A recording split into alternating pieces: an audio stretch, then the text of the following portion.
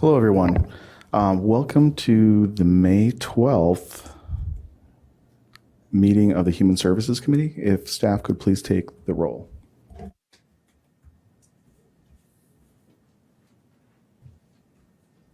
Councilmember Rogers? Here. Councilmember Harris? Here. Councilmember Miles? Here. Seeing that we have a quorum and are ready to do our work, we'll start the meeting. First off, could we have a motion for the approval of the regular minutes of the regular meeting? Mr. Chairman, could we ask that that be held because none of us were That's on that, true. the committee last time? True. So So I don't feel comfortable approving minutes for a meeting that I was not a member of. So Council Ruggie, could you clarify if we have, it would be only one voting member? Can we, could I pass the minutes this meeting, or should we hold it for? We can also hold it till next meeting. Yeah, if you anticipate other members joining late, you can push it to the end of the meeting. Otherwise, you can table this item to the next meeting. Okay, I think probably table since Councilmember Harris will not be here today. So if we can have a. What is our next meeting date? That will be June June Second. 2nd? 2nd, yeah. I move that the minutes for April 7th be tabled until the June 2nd meeting of 2025. I'll second. Okay, and I think we can have a voice vote on this. All of those in favor? Aye. Aye. The ayes have it, so we will review these minutes on our June 2nd meeting. Now that brings us to public comment. We have 3 people who have been signed up online to speak in person, and each of y'all will have 2 minutes to speak. We'll start off with Aman Johannes. Can we do it as a group? Sure. So also Morgan Brown and Ellen Osei. Okay, thank you. Distinguished members of the committee, community members, we first and foremost want to thank you for your time and for being here. So thank you. We're here from Loyola Academy. One of our students is missing. She's an Evanston resident, and this is a part of a project for our civics and advocacy class. And our chosen topic was refugees, so that's what we're here talking to you today about. So there's statistics. Oh, sorry. So there's statistics that show there's an emerging worker shortage here in the Chicago-Evanston metro area, and we're here in support of legislation that will take money for the Evanston Refugee Fund and apply it to work programs powered by resettlement agencies such as Refugee One. We know that refugees and immigrants are an integral part of our community here in Evanston and the broader Chicago metro area. We know that there is a worker shortage, so that there is the demand for workers, and we believe that by taking money from the Refugee Fund and targeting it towards working programs, we can better help the refugees while also supplying our worker shortage. And so this is what we would like to do and what we'd like to see proposed in legislation by somebody here or somebody else, part of the Evanston City Council. And there are other ways that we can support refugees while also meeting our supply or demand for workers and supporting our refugees. And Alan will talk to you a little bit about that. Okay, so you can also get involved by supporting local businesses that prioritize in hiring refugees. A bakery like Hune, a coffee or a bread sold there isn't just about profit, but also a symbol of hope and opportunity for these refugees whose lives depend on rebuilding and relocating in Evanston. Oh, okay. Each purchase overall contributes to the well-being of the refugees, but also to the economy as a whole. Thank you. So again, by supplying or taking money from the Refugee Fund and funding it towards resettlement programs that specifically target employment, we can fill the supply gap here in Evanston and the greater Chicago metro and give these people a shot at the American dream. Thank you for your time. Thank you very much.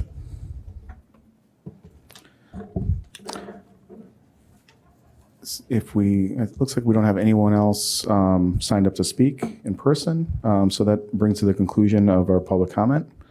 So we'll move along the agenda to HS2. If I could have a motion for HS2. I, If staff could add Councilmember Burns to the roll. Thank you.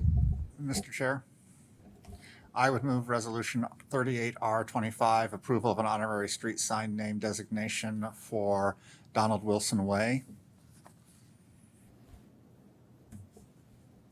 Second.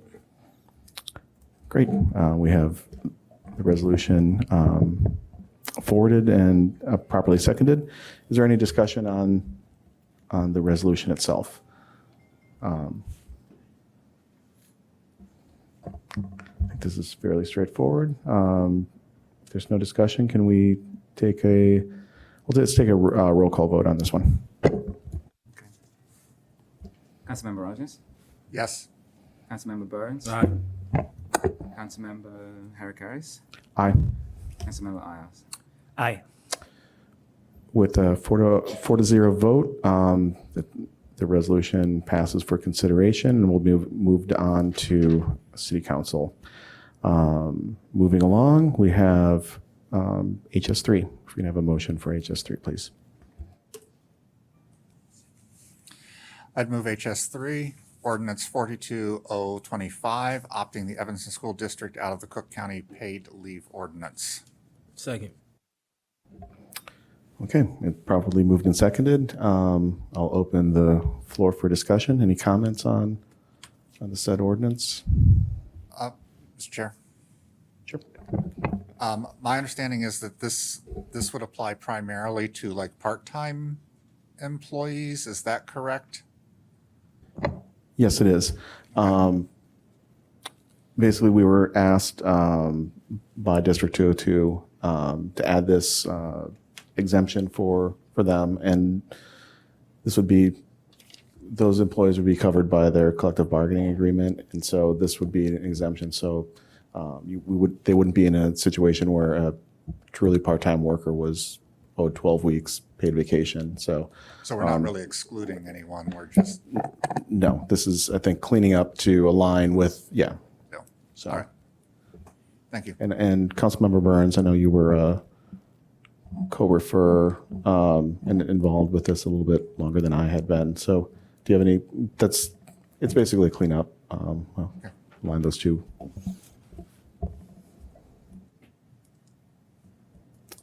Okay, I think we're ready for a roll call vote. Okay. Councilmember Rogers? Yes. Councilmember Burns? Aye. Councilmember Harris? Aye. Councilmember Isles? Aye. That passes, and we'll move along to council. Then that brings us to our items for communication. Can I have a motion in regards to HS4? Mr. Chair, I move it, matter HS4, review of the Evanston Police Complaints and Comments Report, that we accept and place on file. Second. That was properly moved and seconded. And we have a representative here from Evanston Police Department, Officer Cole. Councilman, Chair, Councilman. Sergeant Cole with Office of Professional Standards. Thank you. If you can just give us a brief overview of the report for the public, please.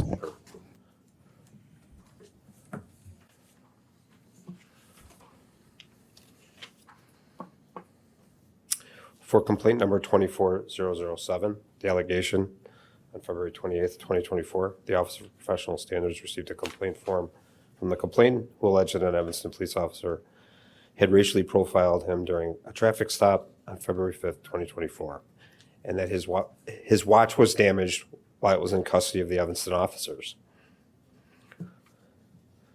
On February 25th, 2024, at approximately 22:14 hours, the accused officers observed a silver Kia Optima traveling without a front license plate. The accused officer initiated a traffic stop near Emerson Street and McCormick Boulevard.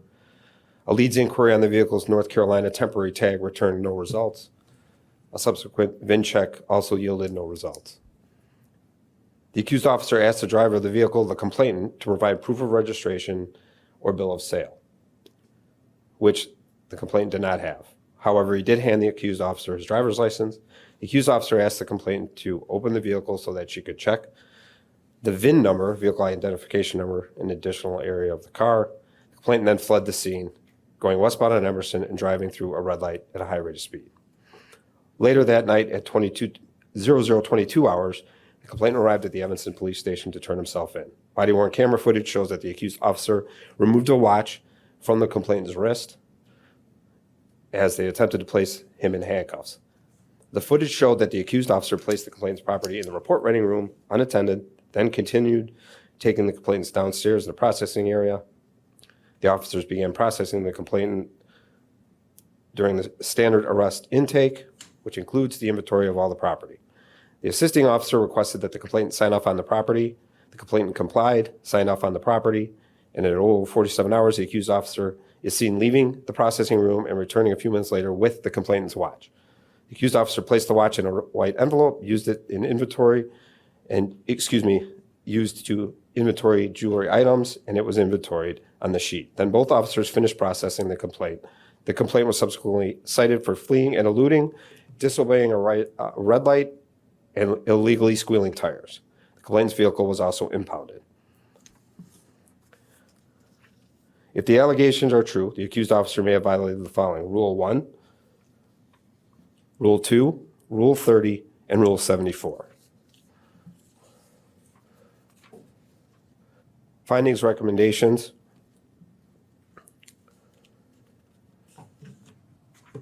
In review of the complaint, the members of the commission discussed the investigation and agreed the findings and recommended set forth in the investigation of summary report was complete, thorough, objective, and fair. The commission voted 5-0 to move the complaint to the Human Services Committee for your review. After reviewing all reports, memorandums, and videos associated with the complaint, the chief of police concurred with the deputy chief and others and found that the accused officers did not violate rules 1, 2, 30, and 74, and those are classified 3 rules as unfounded with no further action. Thank you. Thank you. For complaint 24007. Sorry, strike that. 240049. On May 20th, 2024, the Office of Professional Standards received a complaint form from the complainant who alleged that on May 19th, the Evanston police officer was parked illegally in a handicapped parking space.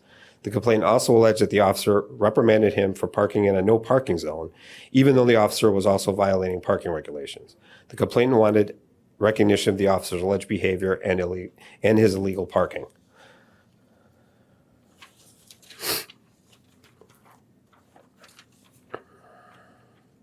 On May 19th at approximately 23:46 hours at the intersection of Orrington Avenue and Church Street, the complainant was waiting in his vehicle with headlights on, parked in a no parking area behind the accused officer's squad car, which was parked in a handicapped parking area. The accused officer exited the squad car and approached the complainant's vehicle and questioned why he was parked there. The complainant explained that he was there to pick up some friends in an apartment building nearby and asked if he needed to move his vehicle.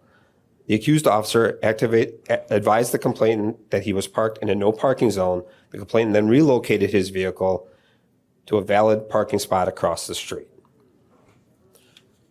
There was body-worn camera footage of the incident, and if the allegations are true, the accused officer may have violated the following: Rule 1, Rule 2, and Rule 18.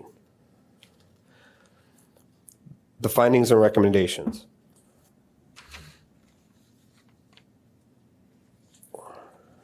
In the review of complaint number 240049, the members of the commission discussed the investigation and agreed the findings and recommendations set forth in the investigation and summary report are complete and thorough, objective, and fair. The commission voted 5-0 to move this complaint to the Human Services Committee.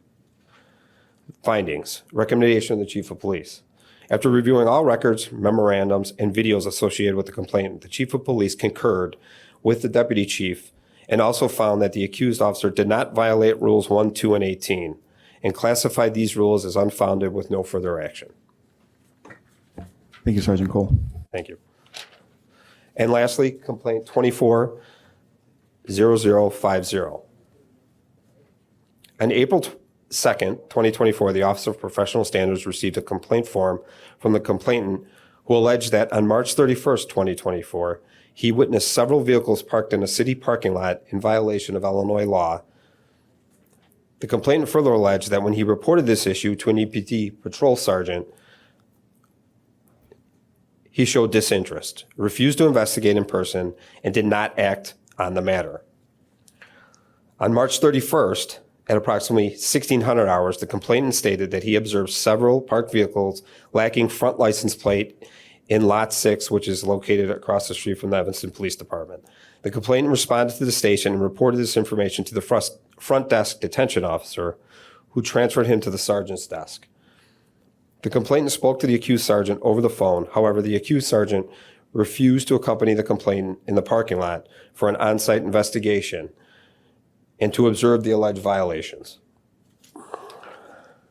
If the allegations are true, the accused sergeant may have violated the following: Rule 2, Rule 4, Rule 5, strike that, Rule 6, Rule 20, and Rule 41.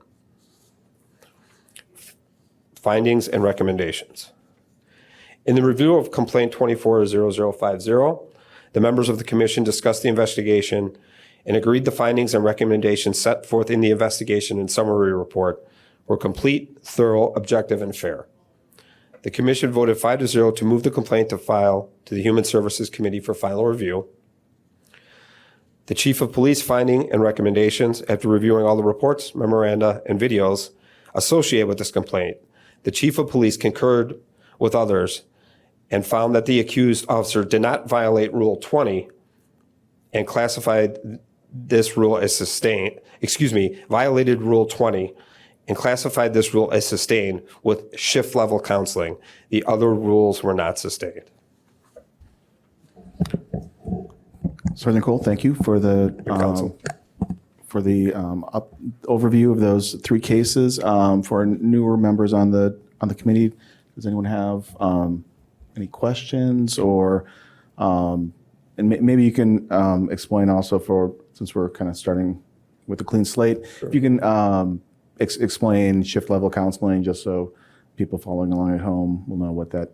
Sure. Shift level counseling is improvement by talking to the sergeant in this case that should have probably gone outside and talked to the complainant. He was advised to do that in the future. It's a sort of progressive discipline, but it's more on suggesting how to do things better in the future as opposed to being punitive. Great. Thank you for that explanation. I think we are ready then to vote to accept the report and place it on file. We have a roll call vote, please. Councilmember Rogers? Aye. Councilmember Burns? Aye. Councilmember Harris? Aye.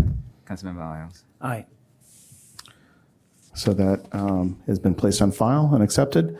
Thank you so much. And I think we're ready to adjourn. I think we're Thank you, Chairman. done with our. Yes. Yeah. So APW rules will be starting at 5:15 or 5:13. We'll say 5:13. 5:13 and then by 5:15.